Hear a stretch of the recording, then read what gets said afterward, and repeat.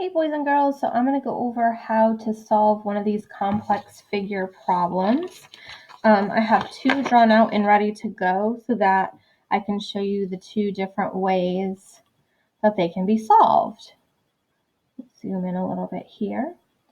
So we know the formula for a rectangular prism, for finding the volume of a rectangular prism.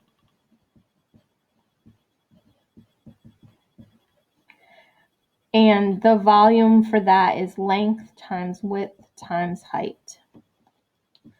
Well, when we have this complex figure, I can't just multiply all these numbers to get the volume. I have to break it up into rectangular prisms for which I know how to find the volume. So I could split it horizontally here. So what I'm going to do is extend a line that's already existing. So I could extend this horizontal line and have this little piece up top and this big piece down below, or I could extend this vertical line here, and I'd have this rectangular prism over here and this rectangular prism over here. And I could also show this cube, this, rectangular prism as it goes through, so that this whole height goes all the way down to the bottom. So if we look at that, and oops, highlighters everywhere. So let's look at this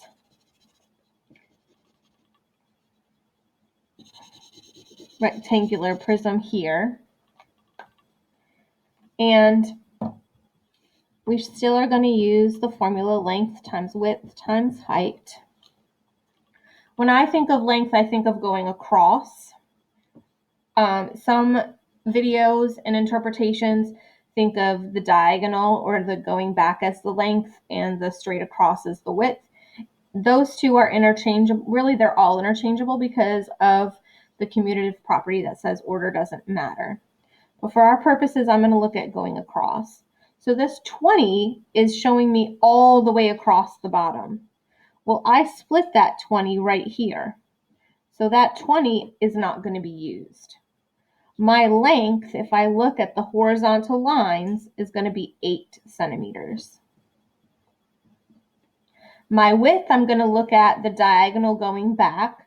So I have one here, I have one here. Oh, here we go, 4.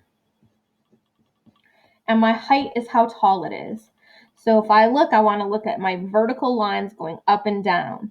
Well, this one stops right at that vertex, right where those edges all meet. The way I split it, I need the whole height of this section. So the entire height of this section would be 10 centimeters. So we're not going to use that 4 for this model. And that's because of how I split my two rectangular prisms. So then I'm just going to multiply. 8 times 4 is 32. 32 times 10 is 320 cubic centimeters. So that's the volume of this one.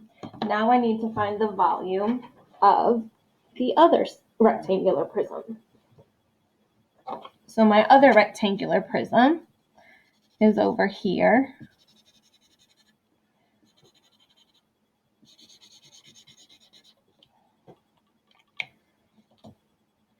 And similarly, we're going to do volume equals length times width times height.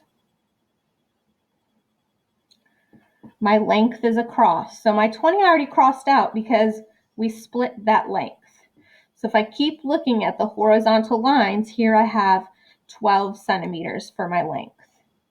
So 12 is going to be my length. My width is going to be that diagonal line. Well, that's not labeled there, or there, or there, or there, but here it is. And the width of my entire figure is the same all the way through. So I'm going to do times 4. And then my height. So my height, I need a vertical line. Again, that 4 is just showing this little piece right here. So we're still not going to use that 4. And if I look here, 6 centimeters labels that height. So then I just need to do my multiplication. 4 times 6 is 24. times 12. I can think of this as 10 and 2. So 24 times 10 is 240. 24 times 2 is 48.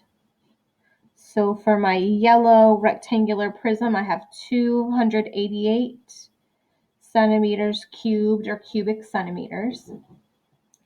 And then to figure out my total volume, I need to put the two sections together. So my pink section and my yellow section. So I have 320 plus 288.